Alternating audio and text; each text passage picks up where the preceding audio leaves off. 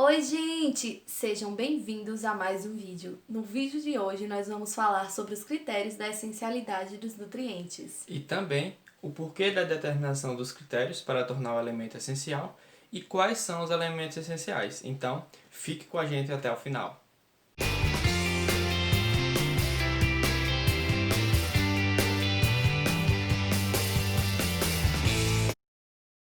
Fala galera, nós hoje vamos falar de três coisas muito importantes. E a primeira delas é o porquê da determinação dos critérios da essencialidade dos nutrientes.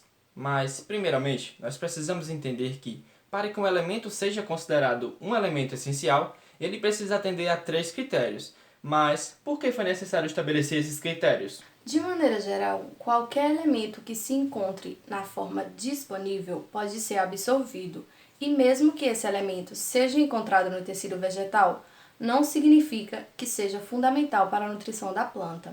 Então, pensando nisso, foi necessário separar os elementos que são essenciais para o crescimento e desenvolvimento das plantas.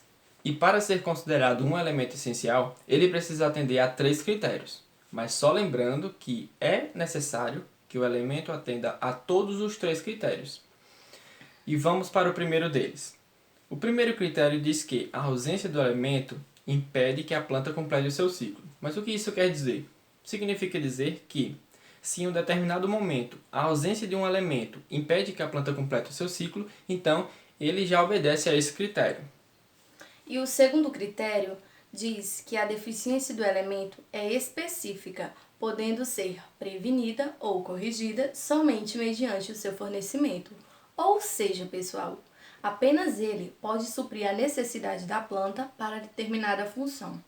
E o terceiro critério diz que o elemento deve estar diretamente envolvido na nutrição da planta, ou seja, sua ação não pode ocorrer indiretamente. Agora que já sabemos quais são os critérios da essencialidade, nós já podemos falar sobre quais são os elementos essenciais. Os elementos essenciais são divididos em macronutrientes e micronutrientes. Mas afinal, qual a diferença entre eles? Os macronutrientes são aqueles em que as plantas necessitam em uma maior quantidade. Já os micronutrientes são aqueles em que as plantas necessitam em menor quantidade. O carbono, hidrogênio e oxigênio são os macronutrientes não minerais, absorvidos pelas plantas a partir da água absorvida pelas raízes e do CO2 absorvido via fotossíntese.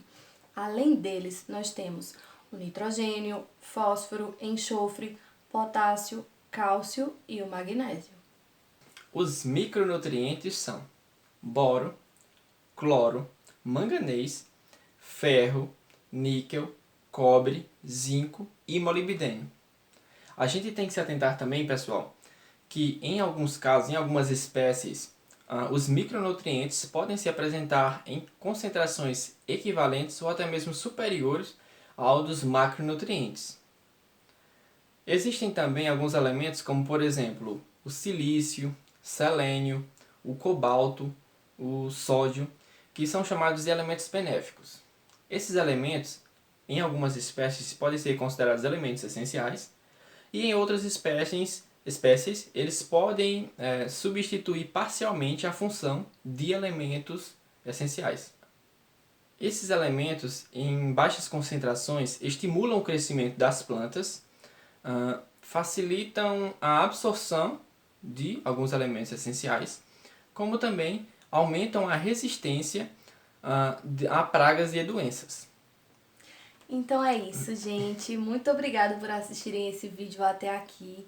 E assista também os nossos outros vídeos que estão aqui no canal.